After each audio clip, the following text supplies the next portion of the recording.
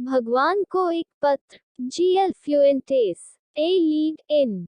क्या आपने कभी भगवान को पत्र लिखा है? क्या आपने कभी किसी को भगवान को पत्र लिखते हुए देखा है? लोगों का मानना है कि आस्था पहाड़ों को हिला सकती है, लेकिन हमें अपना विश्वास किस पर रखना चाहिए? यही वह प्रश्न है जो ये कहानी सूक्ष्मता से उठाती है। लेंचो एक किसान है जो अपनी फसल खराब होने पर भगवान को एक पत्र लिखता है और पैसे की मांग करता है। क्या लेंचो का पत्र भगवान तक पहुंचता है? क्या भगवान उसे पैसे भेजता है? सोचिए और इन सवालों के जवाब तलाशने की कोशिश कीजिए।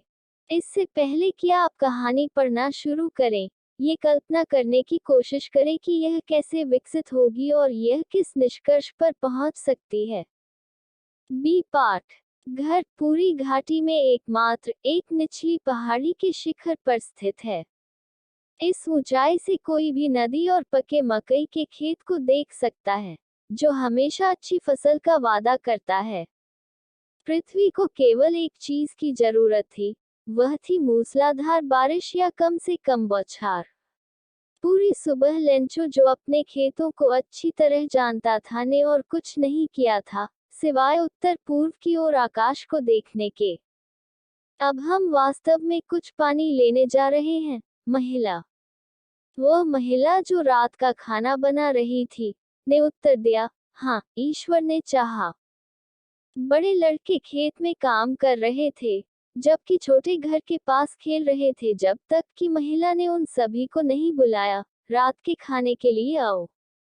भोजन के दौरान, जैसा कि लेंचो ने भविष्यवाणी की थी, बारिश की बड़ी बड़ी बूंदें गिरने लगी। उत्तर पूर्व में बादलों के बड़े बड़े पहाड़ आते देखे जा सकते थे।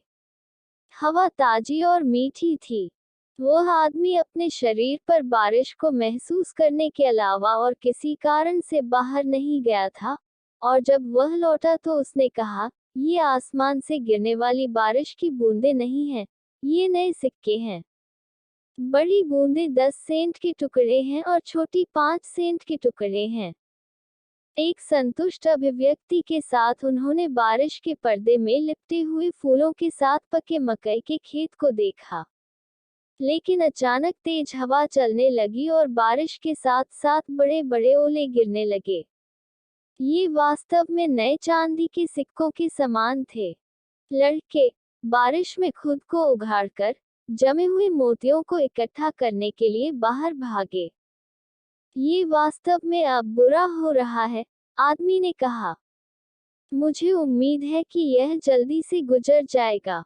ये जल्दी से पास नहीं हुआ। 1 घंटे के लिए घर, बगीचे, पहाड़ी, मकई के खेत, पूरी घाटी पर ओलों की बारिश हुई। मैदान सफेद था, मानो नमक से ढका हो। पेड़ों पर एक पत्ता भी नहीं बचा। मक्का पूरी तरह नष्ट हो गया। पौधों से फूल झड़ गए। लेंचो की आत्मा उदासी से भर गई। जब तूफान थम गया तो वह मैदान के बीच में खड़ा हो गया और अपने बेटों से कहने लगा, टिड्डियों की मार से तो इससे ज्यादा बच जाता। ओलों ने कुछ नहीं छोड़ा।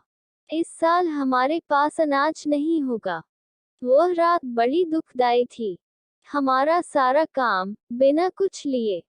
कोई नहीं है जो हमारी मदद कर सके। हम सभी इस साल भूखे रहेंगे। लेकिन घाटी के बीच में उस एकांत घर में रहने वाले सभी लोगों के दिलों में एक ही उम्मीद थी, भगवान से मदद। इतना परेशान मत हो, भले ही यह कुल नुकसान की तरह लगता हो।